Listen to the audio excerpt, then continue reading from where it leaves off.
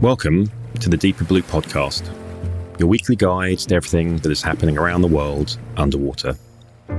My name is Stephen Whelan. I'm the founder of DeeperBlue.com, the world's most popular diving website. Every week, the Deeper Blue podcast covers everything that's happening in the scuba diving, freediving, diving travel, and ocean advocates world. So join us as we explore the Deeper Blue.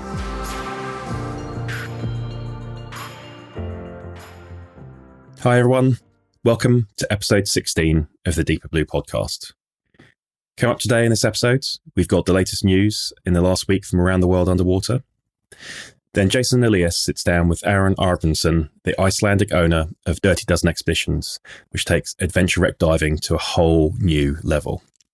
They have a good chat about what draws him to these wrecks, why he chases them around the world, and why seeing these wrecks up close has given him some perspective on himself and mankind.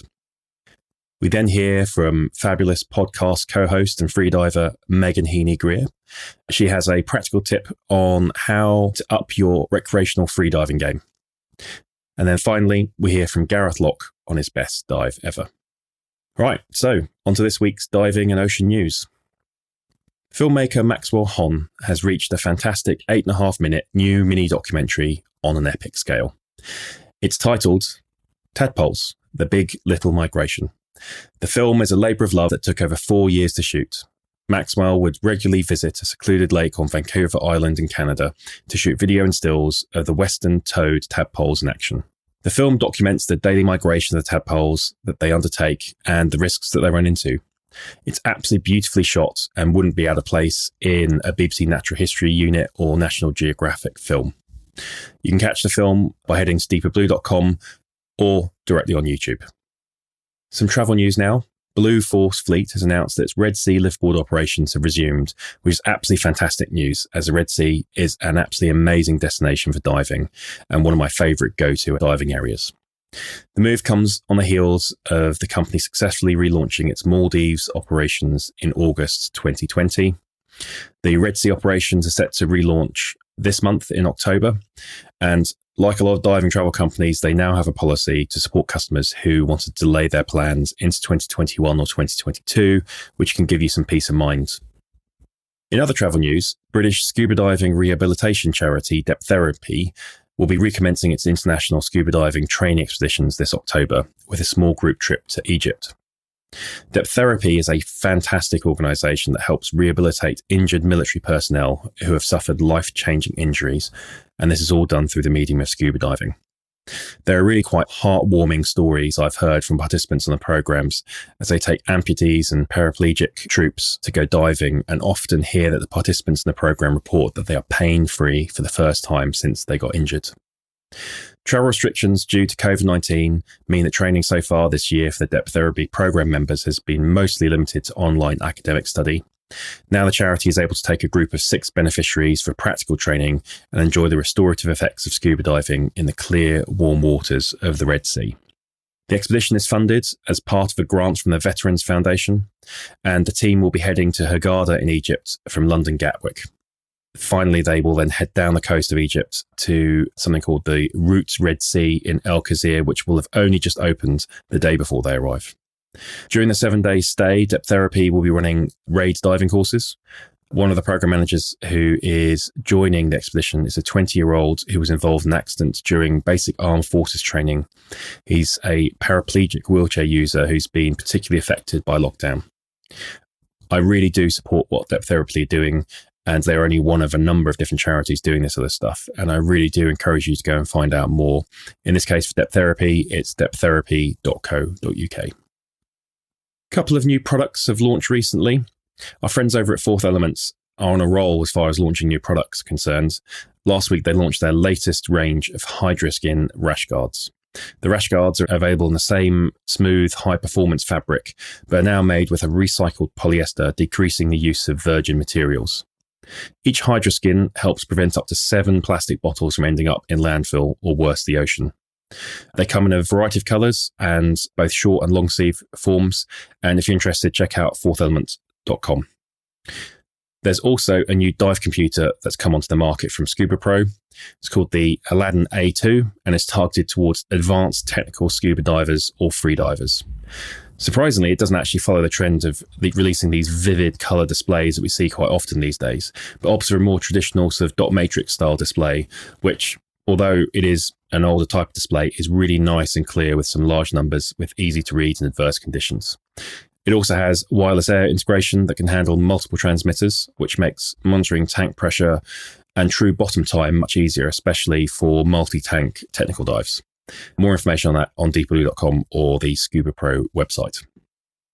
OceanX, the marine and ocean research company that produces some really, truly spectacular videos, a number of which we've actually featured on our weekly Video of the Week feature, has launched a new one-of-a-kind scientific research, media production and exploration vessel, the RV Ocean Explorer. It's designed and built to be the most advanced combined marine research and media vessel in existence. The Ocean Explorer is both a floating integrated marine research platform and a Hollywood-caliber media production studio. The pictures and videos we've seen really does make it look like some sort of space-age, Star Trek-like set of facilities. Lots of video screens everywhere, touch screens and so on. I'll be honest, I kind of half expected looking at the introductory video to see lens flare and the video to be directed by J.J. Abrams like he did in the rebooted Star Trek movies over the last sort of 10 years or so. However, you can check out the video showing all this amazing stuff on the ship and what it looks like on DeeperBlue.com. And I truly can't wait to see what OceanX are able to do with this new facilities on board the ship. Now, finally, if you're a freediving fan as well as a rum connoisseur, which I definitely am a big freediving fan and a rum connoisseur, you're going to want to check out a new partnership between marine conservation charity Project Aware and the UK division of Kraken Rum. Kraken Black Spice Rum is launching a new limited edition bottle called Unknown Deep in the UK that donates £1 to Project Aware for every bottle sold. Now, as a rum fan myself, I think it's pretty cool in its own right, but the limited edition launch goes much further and is pretty special. They've teamed up with the lovely UK-British freediving team member Becky Ryan to launch what they call a dive-through. Becky is tasked with diving down and retrieving limited edition bottles for customers from an underwater stash that dwells in the depths of the National Diving and Activity Centre, or NDAC, in Chepstow in the UK. As a rum fan, I have to say I've already got my bottle on pre-order. So if you want to pick up yours, head to DeeperBlue.com, check out the news item and find out how to claim yours.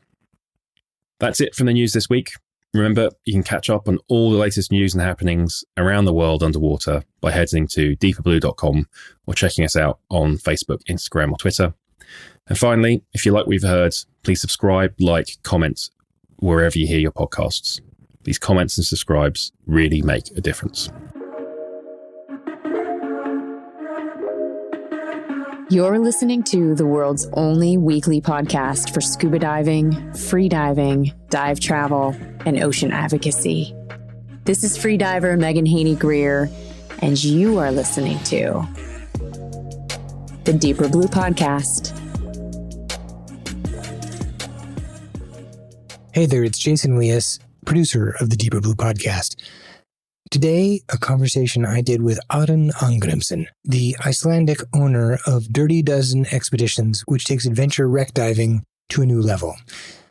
Aron talks a little bit about what draws him to these wrecks, why he chases them around the world, and how seeing them up close and personal has given him some perspective on himself and mankind.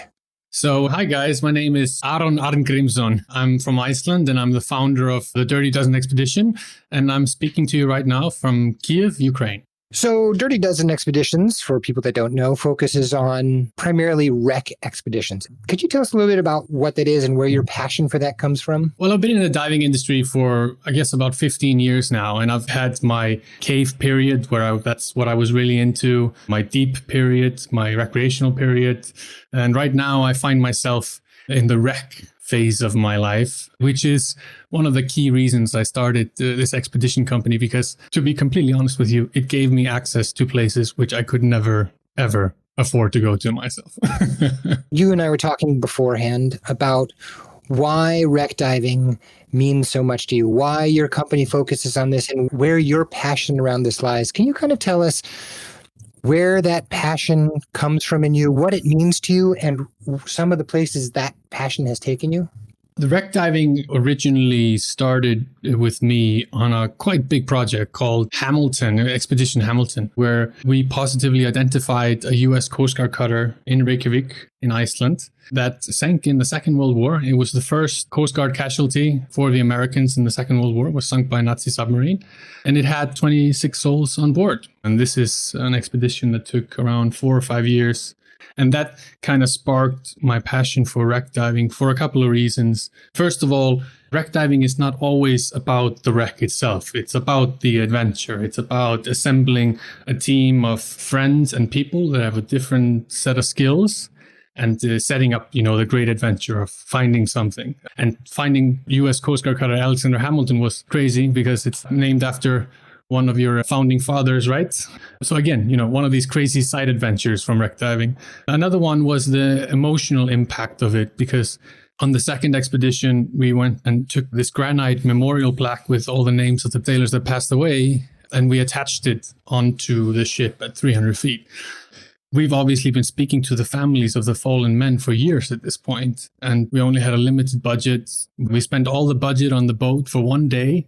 The weather window only had 1 day and 1 dive, so the stress was palpable, and it was such a big build-up. I remember finding myself at 300 feet, putting the plaque on, and a few tears passed down my full face mask at this point because it was just so overwhelming.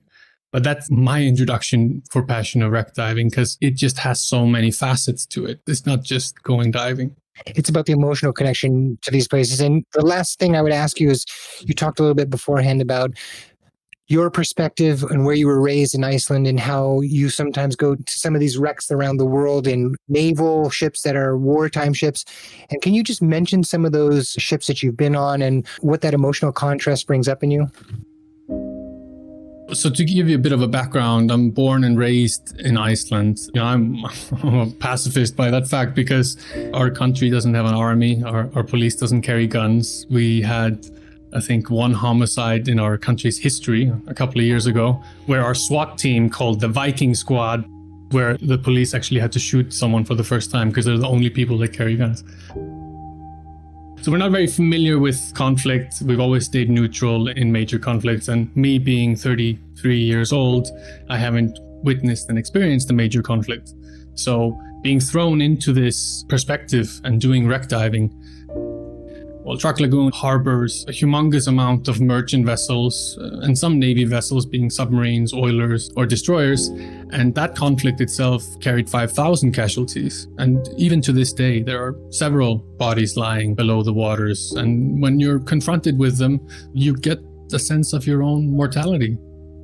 But it's also about the history. When I'm in Bikini Atoll in the Marshall Islands, where they conducted the nuclear tests, Operation Crossroads, where they detonated 2 nuclear devices onto a naval assembly fleet that they designed. So if it was the Nazis, Prince Eugen, we have the aircraft carrier USS Saratoga, or if we're speaking about the pride of the Japanese Navy, the IJN Nagato, where Admiral Yamamoto launched the attack from Pearl Harbor from in the bridge. When you dive down to these wrecks and you go to that bridge, I'm feeling it right now.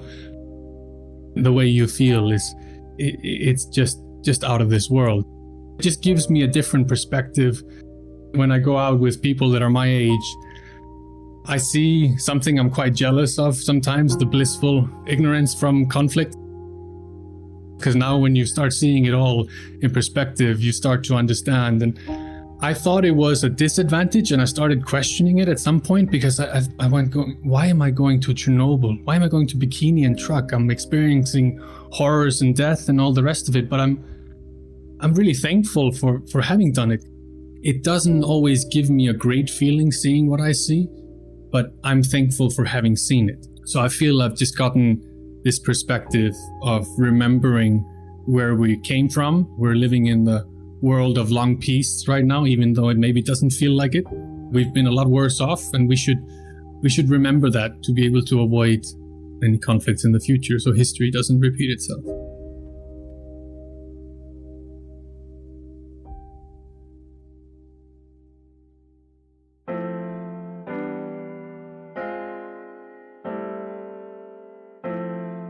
My name is Luke Inman.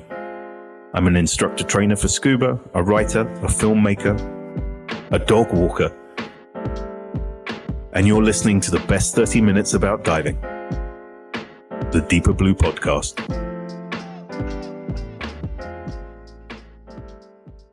Today's top tip comes from DeeperBlue Podcast co-host and iconic freediver, the always effervescent MHG.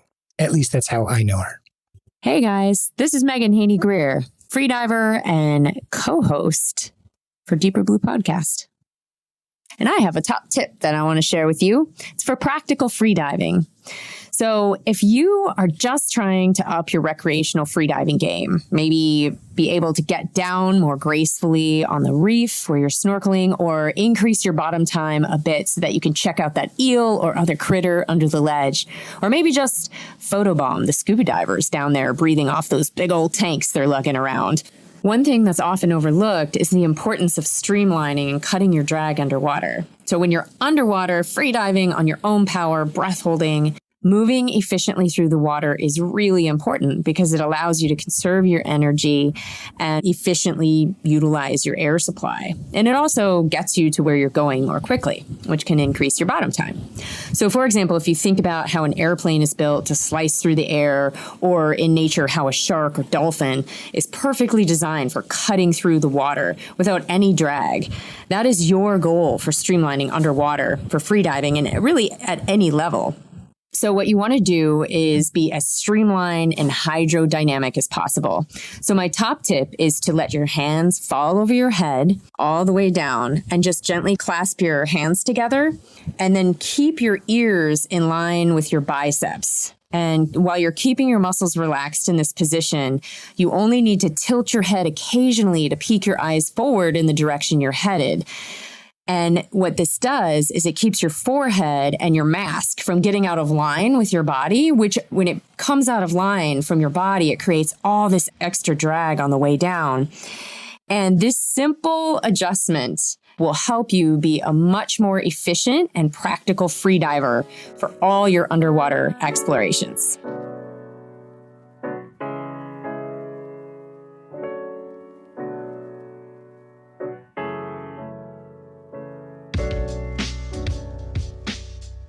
Finally, every episode, we share a story from you, the dive community, where we ask you to tell us about your best dive ever. Hi, my name's Gareth Lock. I'm based in the UK, Wiltshire in the UK.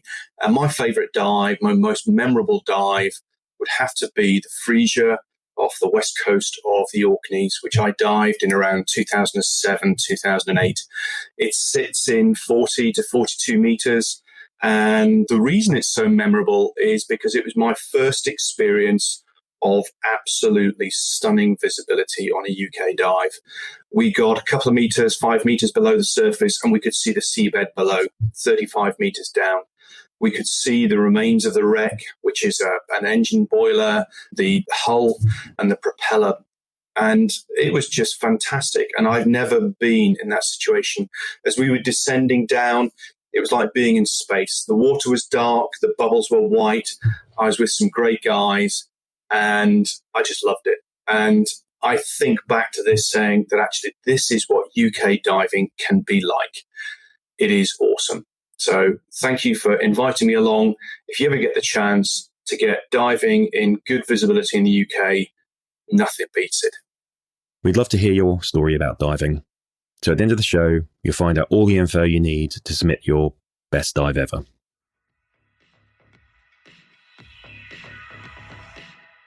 Thanks for listening to the Deeper Blue podcast. Find out more on all the stories you've heard this week, plus connect to the world's largest online dive community at DeeperBlue.com. And if you like what you've heard, please subscribe, like, and comment wherever you hear your podcasts. These comments and subscribes really make a difference. Before we go, I want to give a big shout out to Jason Elias, our producer.